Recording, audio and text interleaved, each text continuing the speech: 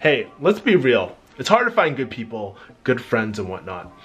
You know, fortunately for me, I think one of the best things about taking the high ticket closer program is that I got to meet two of my closest friends pretty much right now. I speak to them multiple times a week. We have this live chat that goes ham. And today I get to really talk to my boy Tom Nguyen and Zach Hing. And we just, in this podcast, we actually don't talk too much about business, but we talk about movies, we talk about random stuff. And I kind of want to capture that moment because, you know, at the end of the day, we're all entrepreneurs. We're all doing our own businesses. We all have closed and whatnot as well. So it was really cool to kind of get us in a room, and it was literally a once in a lifetime thing where all of us were actually in one physical location. And what was really cool, it was actually the first time that Zach and Tom met in person, even though we've been talking forever. So I thought it was really cool. So anyways, we decided to shoot this really quick content before Tom left. We literally shot it before Tom was gonna catch his flight and all that. So guys, if you guys like series like these, you like these podcast type of things, check out my playlist. Entrepreneur Next Door should be up here somewhere, and I will leave all their links below so you can follow them as well. So snuggle up, watch this whole video. It's quite long, but I think you'll really enjoy it, and I will talk to you guys later. Take care. Well guys, this is actually the most amount of people I've ever had in my thing. We're not even sitting down. Like, dude, we have to ghetto share a mic too, but I think this is gonna be great, man.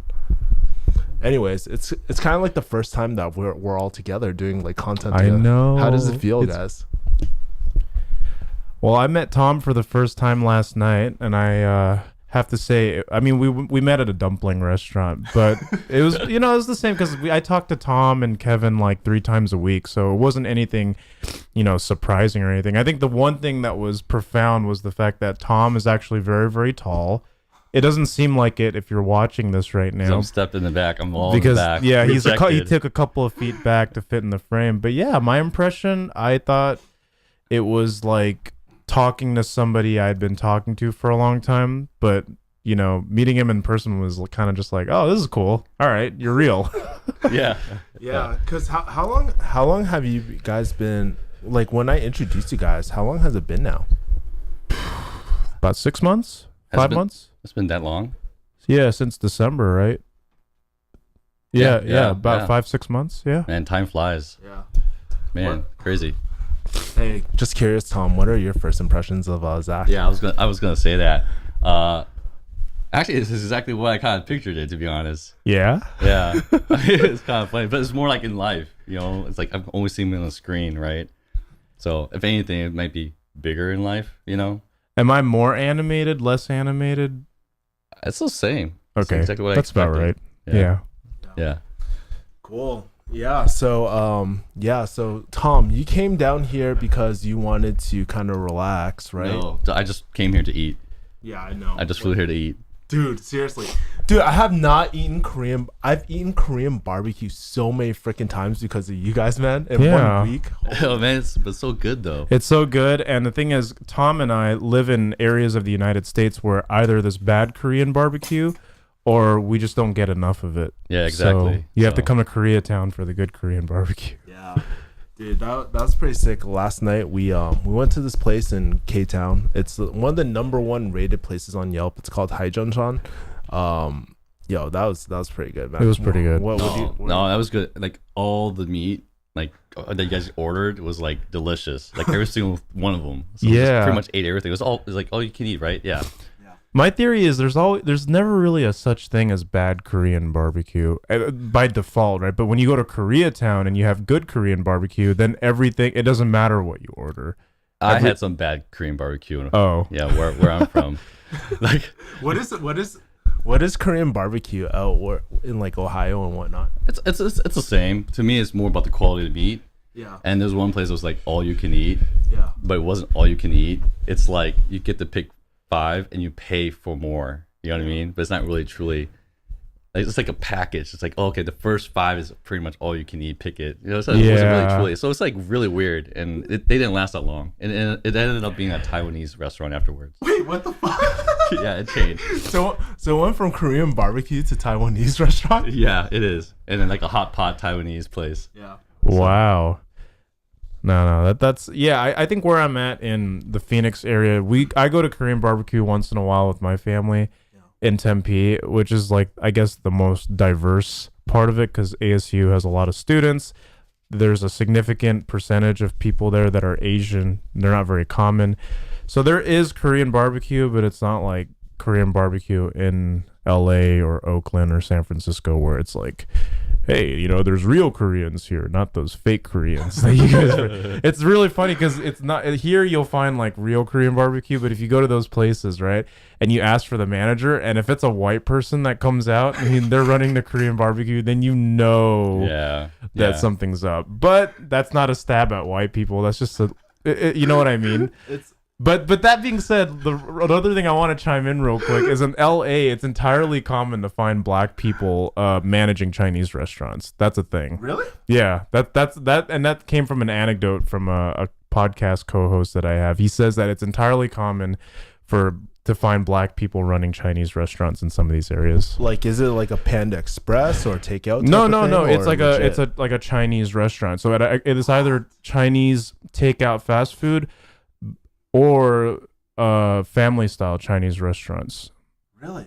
Dude, yeah. I never heard of that. Yeah. I really never heard of that. You have to go to the ghetto parts of LA to find that. Dude, I'm kind of curious. Where do you kind of learn? Like, let's say if I'm black, right, and I want to learn Chinese food, like, where do you learn? You want to learn Chinese food? Like how to cook Chinese food and all that. Like I'm sure you can learn. I mean, it's not uncommon to find these two demographics of people situated close to each other in a lot of these cities. Like, you know, They probably have friends. yeah, historically Koreans, black, Chinese, Cambodians, they all lived in like the same neighborhoods. Yeah, especially in these cities like LA, especially LA, San Francisco. It's like black people and Asian people, like, oh, they all live together. It's only the white people that decide that they want to live on the hill, and then the rest of us have to kind of bask in the view of them. So we learn to get along. Dude, when as you're explaining this, I'm thinking about that scene in Rush Hour where like there's that Yeah, you know, the black, like, now the, you just reminded me of that. the gambling den. That's so funny. Yeah, that's right. It's like this is supposed to be a Chinese restaurant. I can't believe you guys are gambling up in here. Dude, great movie. Yeah, it's great. Anyways, that's how you end racism, kids. Watch Rush Hour 2. Dude, Rush Hour was like literally one of my favorite movies. It's so good. Yeah. It's so good. Yeah. It's a black guy and an Asian and a Chinese guy in the lead roles. Like, and everything about it is great because there's black stereotypes and Asian stereotypes. Yeah. Oh man. Yeah, love it. That's old school. How long ago was that movie? 97? Yeah, you're 2000? right. Yeah. 97, 1999. I still had it on VHS, bro. Like literally, I had a tape and I would put it in the VCR, bro. Yeah, so, no, it's so good. I feel like I revisit Rush Hour 2. I don't watch the first Rush Hour or the third Rush Hour, but Rush Hour 2 is the one where they go to Hong Kong and then they casino, all that kind of stuff. And I feel like I watch that at least once a year. I feel like I revisit it at least once a year because it's that good. Yeah. Yeah, I remember watching on the plane multiple times too. I'm not gonna lie, Tom. So if you guys don't know who Tom is, he's like very responsible, very like very like I look at him as like an adult, right? You do not seem like the Rush Hour type of demographic to me. No, I'm all into martial arts. Remember, my father was like a kung fu martial artist, and I was always into like the whole Jackie, Chan movies and stuff like that. So, but Rush Hour, Rush Hour. Yeah, I don't know a single person who doesn't like Rush Hour. Like everybody, like it's not one of those movies where it's like, oh, only black people watch this or only Asians or white people. It's like everybody loves Rush Hour. I mean, there's a stereotypical scene where there's that Chinese guy singing Michael Jackson, right? So there's like so much cross culture happening, and then Chris Tucker is like, "Oh, this is horrible. Man's destroying a classic," and then he goes up there and does it the right way, and then he gets everybody dancing, and that's like that's how it works, kids. Like that's how you bring people together. Is you go into a Chinese karaoke bar and a Chinese guy isn't doing it right, and then you do it right. Yeah. Oh man, iconic moments, man. I know. Yeah. they don't make movies like that. No, they anymore. don't. They don't. What do you guys think happened? Like, why did movies like that stop like coming out, man? Well, the thing is, let's really look at this, right? Rush Hour is comedic, everything about it. But do you really think that some of the stuff in Rush Hour would be acceptable in today's PC culture? No, right? No. There's literally a part where I think like Chris Tucker's arguing with the cab driver and like saying all kinds of funny stuff. Like for example, don't eat my chicken. Like, think about it. Some people would be offended by that, right? Because he leaves the chicken in the... I think it's funny and it's so benign, but like, you know. But I think today's world will still be accepted. That's far more worse stuff. I mean, look at the movies today. Right? No, that's true. I mean, there's a lot of. But the part where he goes to the massage parlor, right, and the stereotypes are really evident. And he's just like, oh man, she got to come with me. She good with feet, like, you know, those things. Are, like, I don't know. Maybe some people today would be like, we can't do that. Can't put that in a movie. Like one of the worst movies I've seen recently, and it was because my friend had this pass at the movie theater. Was like, I think it was like Beach Bum or something like that. Beach Bum. Yeah, with what's it, Matthew McConaughey? I think it's like all these people in there. Again, I don't know. It was just awkward the whole time. Like I didn't know what was going on. Yeah, it was just like I don't know. It was a terrible movie for me. Maybe it's because there were no predominant white people in that movie. Maybe that's why people are just like, whatever. It's no, it's mixed. I mean, you have Snoop Dogg in there, and it's just like, you know what I mean. That's the type of quality movie we're talking about in today's. Oh, I was talking about Rush Hour. Rush Hour has no white Rush people Hour. I'm in saying it. that in comparison, I'm comparing that's today's type of like supposed to be like comedy. You know what I mean? Yeah. And it wasn't. You know, it was like one of the worst movies. I don't recommend it, guys. It's just terrible. Yeah. Like I wasted my whole entire. That's an hour I never get back in my, or 2 hours I never get back in my life ever. Gosh. So, okay. Well, I will not watch it. I think it's called Beach Bum. I don't even know. I just follow my friends. Just like they said it's a comedy. I was like, it wasn't. There was not a single laughter the entire time in that theater. Yeah. Like in the movie theater, you didn't see it. Exactly. Yeah, exactly. Or it could have been a black comedy where you're not supposed to laugh. Like some parts are dark. It's just, I don't know. Maybe it's not our. Not black community like black people community. I mean like black comedy like, you know, like it's dark and twisted and it's kind of funny, but it's not supposed to be funny. Yeah. It's only funny if you're messed up in the head. No, it's pretty funny about this conversation. Usually half the time we're just always talking about business. We're always talking about funnels. I think this is the first time we've ever like documented on camera ever talking about movies ever. Yeah, well, dude, we have lives outside of closing and marketing. Tom definitely doesn't, you know. Remember, I don't watch any form of media ever. Yeah, for a while. Yeah, so it's okay. You're not missing much. I mean, Captain Marvel maybe, but yeah, I need to go at least watch. I've been at least caught up with all the Avengers and Marvel stuff. Yeah, I have not seen Endgame yet, so don't spoil it. Dude, I can't wait to watch it, man. Like I actually, I'm not gonna lie, I kind of want to. What's today? Wednesday. I kind of want to watch it yesterday because like there's this Korean like movie theater. It's so ghetto, right? There's like Korean subtitles at the bottom, but guess what? It's only like $7 to watch the movie. Oh, word, yeah. Yeah, I was like, but yeah, now I gotta wait. We're about $7. I'm just saying. Yo, it's not okay. So I'm sure you guys relate. It's not about the $7. It's about knowing that you got a great deal, man. Oh my god. I know it's a poor mindset, right? But I don't know. There's that inner Asian side of me that's like, dude, I love a great deal. Like knowing that you got a good deal on something. I don't think that'll ever go away, which is why people like you and me are very, very easy to be sold to. If there's any kind of significant action taking discount or whatever, it's like, wow. Yeah, give it to me. I will take it not because I have the money or don't have the money or it's worth it for me, but because it's a good deal, I'll take it. You know what? It's pretty interesting, right? So that actually happened to me when I first met Tom. Let's say somebody offered a really, really, really high ticket thing, and I was like, "Fuck yeah, let's do it! $2,500 a month, let's do it!" Right? I got so excited that I tend to recently, I guess over the last year, I've been buying on impulse, right? But ever since I started chilling with Tom more, I've been more calculated with my buying decisions, and like, Like, because for me, I'm not a fancy car guy. I don't buy fancy shit. But when it comes to education, dude, I will fucking spend, bro. Yeah. And actually, after spending a lot more time with Tom, like I realized, I always ask myself, what problem am I solving by buying this sort of product or something like that? And I think that's something Tom like really kind of taught me over the last year. Kind of curious, Tom, how, like, were you always that way? Were you ever like impulsive with your buying decisions or anything like that? Oh yeah, my friends know when it comes to electronics, and technology, I am impulsive with that too. But it's one of those things where I tell people that your time is so valuable, and I always invest in that time, right? Whether it's learning or education. That's why I hated the education system in college, and I struggled with that, and how I changed my major like so many times, right? Is that I want to learn things that I can apply today. So when you sign up for something, that's why I said that you have to have a very clear idea on what those visions and goals are.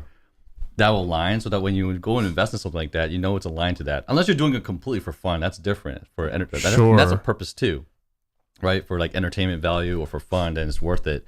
But when it comes to like all these online courses, right, in this whole digital age, it's like you get that, you can't help but to have that shiny object syndrome, because what ends up happening is people chase the money. Yeah. Right. And that's not the solution, right? Yeah. They think that's the solution, but a lot of times I always tell people, that's why when we were pitched, whatever you had, $2,500 a month, whatever that may be, I'm like, what's the end game here, right? What's the goal here, right? Why are you doing that? So I don't know. I've always been like that. I hate wasting time, and I'm always been really good about my money and making best use of it, right? Maximizing it, whether it's like investments or a course on yourself. So yeah, I'm curious, because you talk about, what problem you're trying to solve, overcoming the impulses by doing it. But do you think that has more to do with not just the dollar amount that you're spending, but whether or not you feel like you're going to miss out if you don't pay it at the price point at this moment? Because we're all of us here are all in positions where we make deals with people and we close them on deals. So is there really a need to have to get people, and I'm going against our own principles here, to get them to buy now? Because think about it, right? It doesn't change even if you bought in a week from now. If only you know exactly what you want to buy now, if it makes sense, right? That's what I mean by that, having that clarity, right? Yeah. Like emotional buying is always going to be the thing, right? Like I'll buy these because the fact that I'll deny myself, like I hesitate on buying something because I feel bad for buying it, but at the end of the day, I know it's going to make me happy or I'm going to enjoy it. I'm just going to buy it, right? That's different when you talk about material things. But when you come to like say a high ticket offer or some education, it's like if you know coming in what you're looking for to solve, and if it comes down to a deal, I'm gonna buy if it makes sense. Absolutely, yeah, so that's what I mean. But if you go in with no clue and you're hoping to be pitched random things, you know what I mean? Then sure, you get that emotion. That's how you get like buyer's remorse, right? Yeah, and right. But here's the thing about buyer's remorse, because I think people come into the program or come into certain things that they want to get the most value out of, and then find themselves getting cold feet and refunding. Do you think that has anything to do with the fact that they're getting their needs assessed and met, or the fact that they have too much buyer's remorse and they want to back out before they see any kind of ROI? Because even if I think I deserve something and I have the money for it, I always get that first week of like crazy buyer's remorse. Like HTC, when I bought into that, I literally like messaged you after, like, dude, I just bought in. What did I just do? Like it was kind of like that moment where like, did I make the right decision? I know everything on paper. Everybody qualified me right. This was exactly what I needed, but I still have buyer's remorse. Really? Well, not now, I mean, but in that first week I had like major buyer's remorse. You know, it's pretty interesting. I've never had any buyer's remorse for any of my, maybe one course. It was an investing course that I paid $6,000 for.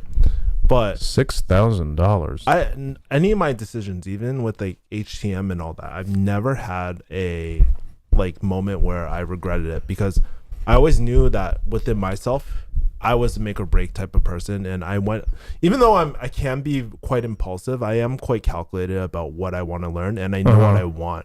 I think when you buy enough courses, you've seen it all. Like I know what a funnel looks like. I know when I'm being sold, but I think like I've never had buyer's remorse ever in my life, other than that one time. Well, to be fair, HTC was the first high ticket course I've ever bought. Yeah.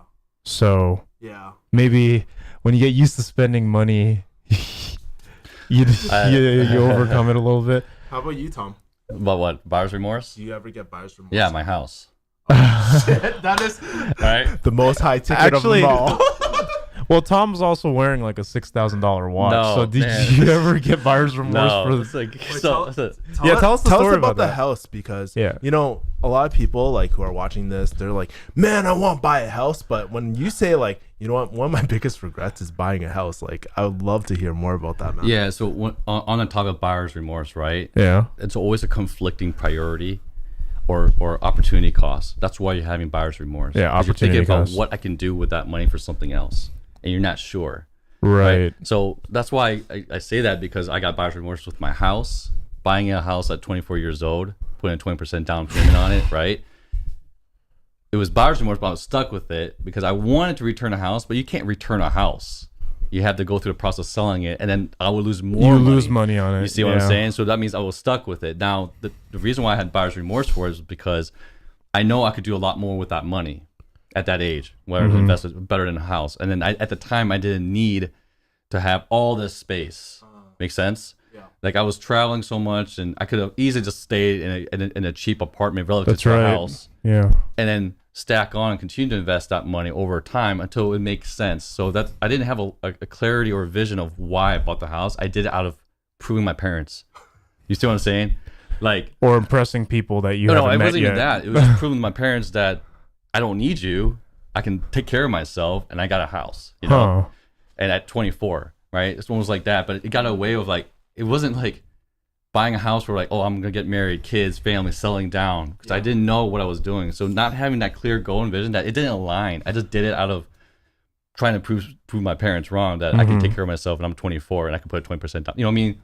Yeah. That's what I meant by that house was a buyer's remorse. And I wish if there was one thing I had to do in my life to ever change, was that not to buy that house. But over time, you learn to accept it, and I said, okay, I've got a place to live. I can't complain. Most people want to get a house, but like at the end of the day, it's just one of those things that personally for me, that's my biggest buyer's remorse. If you're to go back in time, one of the things that you said was that you would invest into other things. What kind of things would you invest in if you could go back in time, man? Well, it's like I actually had an opportunity to would have bought like an investment property versus buying a house. You see, it would have been best use of it. Because then I'm not like, I'm actually renting, it becomes an asset, like a true asset, like income asset, right? Yeah. Versus just like you're living in your asset, right? So, and you can actually do a multi-unit where actually living there might make more sense, a small multi-unit place, and rent out the other, units, you see? Sure. So it would have been make more sense to put that money there versus just buying like a small family home. Yeah. Right? And renting out the entire home as an example. But I still, my living space I'm sharing with them, you see?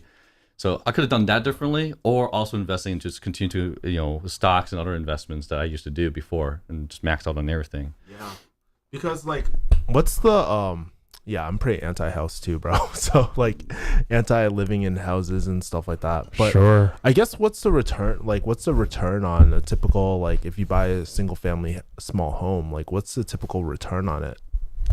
Depends on the location, right? When we talk about LA or New York or Boston, those locations, the market's a lot more ludicrous, right? Yeah. But I'm from the Midwest, right? Yeah. And the homes aren't like crazy growing and real, you know what I mean? So it really depends on location. But what I tell people is that only get it if you have a sense of purpose. If you're buying it as an investment property, then don't buy a small family home. That's a small family home. Go get a multi-unit or something else where you're actually trying to generate income from it, right? But because at the end of the day, you're going to deal with the problems of that home and like whatever it is. Unless you're going to be flipping homes, that's different. Unless it's your intent, your goal. Like if you're never going to plan to live in it, it's okay to buy these small family homes, right? But if you're just starting off and you're trying to think, oh, I'm going to buy a home and rent it out, but like really ask yourself, like you're going to be stuck with that property. You'll be living there, right?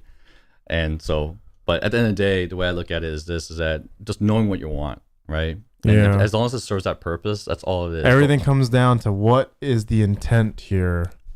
Right. What is the purpose? Don't do it just because everyone else is doing it, or just because the market's great or interest rates are low and you get that FOMO, right? Yeah. Because the way I look at it, these things come and go, right? When you ask about, do you ever fear that if I don't buy it today, it's not gonna be there tomorrow. Well, I guarantee opportunities come and go all the time. Right? Sure. If you don't find that perfect house, I guarantee down the road you'll go find another house. But if you found a Lambo in China that was being manufactured and was only $5,000, right? But if it came overseas, Buy bootleg if it's in China, bro. that's true. They're not. It's okay. Fine. Say you have a great relationship with this Italian supplier because now you know it's legit. Okay. That's legit. And and he's like, hey, just for 1 day only, it's $5,000, but it doesn't serve your purpose. But you came in there looking at it for intent, meaning that if you were giving a deal and you could flip that, if you got a good deal on that Lambo, you see? Yeah. You're not just looking at it just for looking at a Lambo. You're a different class of person if you're looking at a Lambo, right? Unless you're trying I'm just into the car flipping business. Yeah, but I've also heard, just on that note, that Lambos are the worst types of cars to flip. Really? Yeah, because are Lambo owners mostly? I guess most of them buy used Lambos, or they buy new Lambos, and then they just finance or I don't know. No one here's a Lambo owner. I'm not a car guy. The only car guy is like you two, I guess. I mean, to a degree. But most people who get Lambos, they have to be on a list, right? These are all kind of on a reserve where you kind of order. Sure. So there's people who just know what they want, they end up leasing it, like a lot of the business owners, right? But when it comes down to outside of that, and you try and lease it, people always lease it because the depreciation that you get hit if you end up outright buying it, right? So who knows, because you don't know who's actually leasing it and actually buying it. It's two different set of financial, because a lot of business owners usually lease it and you just write it off as a business expense. Fleecing it is what some people actually say. Dude, that's crazy. But this is all good information, and it gives us a perspective of Tom. Tom has a YouTube channel, by the way, guys, so go check out Tom's YouTube channel. Now, these are, again, guys, this is strictly my opinion. I always feel like I'm totally against it, but this is just because of my experience and how I feel about it, right? Dude, everything that comes out of my mouth is my experience and my opinion. It's not my area of expertise. I'm just saying it. Whether it's right or wrong, it's just how I feel, because even you do the simple math, right? At the end of the day, you're not going to come out with a very high return investment on a whole house, typically, unless you're living in a real estate market like LA or in California or the East Coast. And know what's pretty crazy about that? A lot of people are like, I made so much money on this house, but they forget to adjust for inflation and all that as well. Well, it's everything. It's also taxes, location. Yeah. Remember that kid that your income was Zach, the other kid that he has a dozen properties and he's only 20 years old, right? 21. 21. Okay, fine. But the point is that he knew what he needed to, he had a goal in mind buying these investments. He's not living in them, right? He's just buying these investment properties, you see? So that's why if you're going to get into real estate, then get into real estate that way. Don't just buy a home thinking, oh, I'm going to turn a profit. Because guess what? If you're buying a home, you're most likely trying to sell it down and have a family. Yeah. Your intent is not to sell it and make money out of it. That's true. You see? So why can't I get paid to sell, and don't take this the wrong way, but why can't I get paid to sell love to people? I don't mean sex, I mean love. You know what I mean? Just I was reading this, and I always bring this up with people. There is a guy who gets paid to cuddle in Manhattan. And it's a thriving business. Because people in Manhattan, and I think it only can work in New York City. It can't work anywhere else because of the nature of not just people's lifestyles, but the nature of the city itself. So what do I mean by that? I mean, everybody there is fast paced, right? You get on the subway at 6:30 a.m., you get off work at 7:30 p.m. There literally is a need for just a physical body. Even people who actually think, oh, what need does a cuddler play a role in? It's these people will fast track through their days, go to their jobs, get out of their jobs, and literally have no physical contact with anybody whatsoever outside of a handshake. So what do you think about that? Sounds like Tom's demographic right there. That's not what I'm saying. But you see, it's specific to that city because everyone's like that. So that's how he's doing it. He's pitching it because where we're at right now, no one slows down for a second and takes a deep breath and it's not sexual. It's just it's companionship without what the I heard, intimacy. because in New York, I have a friend who lives there. They said that being single in your late 30s, early 40s is pretty normal.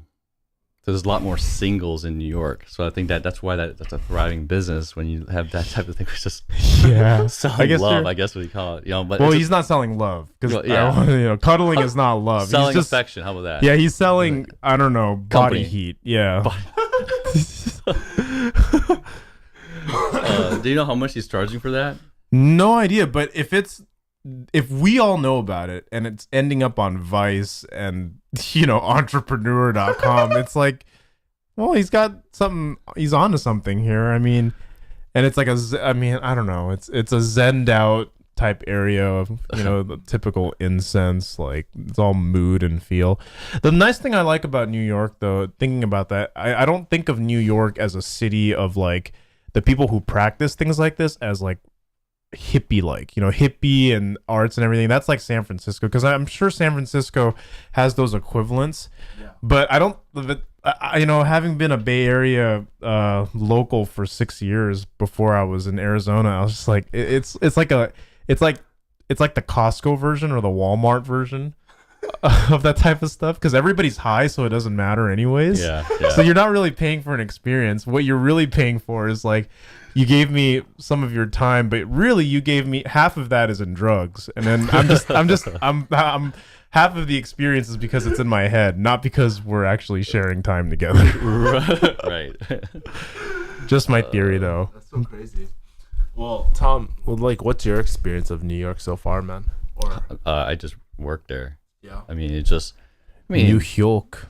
Yeah, I mean, my company used to be based out of New York, right? So, I mean, I really didn't get to do, besides just eating and just traveling. I mean, it's just a very different environment, It's all very hustle and bustle, busy. It got really frustrating one time. Like getting a coffee at 4 o'clock in the morning, it's a freaking line. Like it tells you how busy it always is.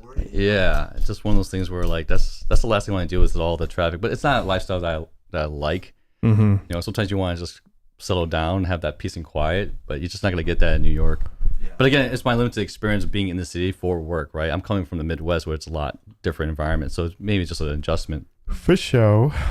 Yeah. New York, dude. When I first went to New York, man. Keep in mind, I have some of my best friends live in New York, man. But my first impression of New York, man, there was a bunch of assholes there, man. Like, I remember I was in high school and we were like, hey, you know what? Let's take the Chinese bus, which would always catch on fire or something bad would always happen to it, right? It was only $15 to go to New York, right? Uh-huh. And so in high school, we used to always go to New York and we're trying to find Chinatown and stuff like that, right? Yeah, I know. A bunch of Chinese kids trying to find Chinatown, right? Our home, right? So I remember like we would ask these people, right? Hey, how do we get to Chinatown and stuff? They would send us in the opposite direction. So we wasted almost half a fucking day like wandering like the subway of like New York, man. So I don't know. That's my first impression of New York, man. That's somewhat accurate. I mean, that's just how people talk. Like but like whenever I think of New York, I think of it like that. I think of Donald Trump. I think of Howard Stern. I think of Michael Savage. I think of like these people are like, I think of like old school Jewish boomers that like made their money and own banks and stuff. And like, you kind of need that, like, I don't know, cutthroat mentality to survive. Like, I mean, like that's like people think like the president is like an ass or whatever. But the thing is, it's like, if you were a real estate developer from New York, everybody talks like that. That's the thing. He's not like, why is this guy all of a sudden somebody who's hated? No, everyone in New York talks exactly the same way he talks. It's just, that's how it is. If you were talking to a banker in New York, right? Yeah. On Wall Street, they talk exactly the same way. It's not even the fact that, like, why are these guys like asses? Why are they so rude and mean? And no, that's just part of the culture. You come to California, people are a little bit different. But in New York, everyone talks like that. Everyone, the guy who owns the bagel shop in Brooklyn talks like that to you. So it's, I don't know. I think people just have to keep that in mind also. Like, yeah, it's a different culture. Different right? culture, yeah. Yeah. It's fast paced. And but no, I mean, I do like, I mean, it's a great place to visit, like that. That's how I look at it. But I don't know if I can actually MoMA. Yeah. Yeah. Dude, so, about New York people, man, like, I noticed, like, like I said earlier, some of my best friends are from New York, right? a lot of them have like really, really good hearts, but man, like you piss them off, you fuck with them, dude, they turn that New York like attitude on, man. It's pretty fucking crazy. They go 0-100 real quick, man. I believe it. It. Cool. Anyways, man, Zach, do you need to get going soon? Yeah, I think I need to start prepping for that. But you want to wrap this up? Final thoughts? Let's wrap it up, man.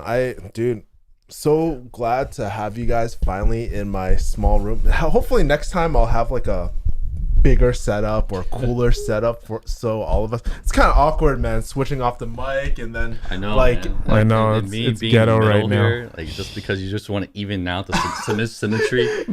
Cause dude, like look how awkward. Like if you move over here, right? Yeah, look at how it changes. Like look how. See, dude, it looks really awkward. It doesn't man. look right. Yeah, Right? it fits for Tom to be in the middle. I don't know.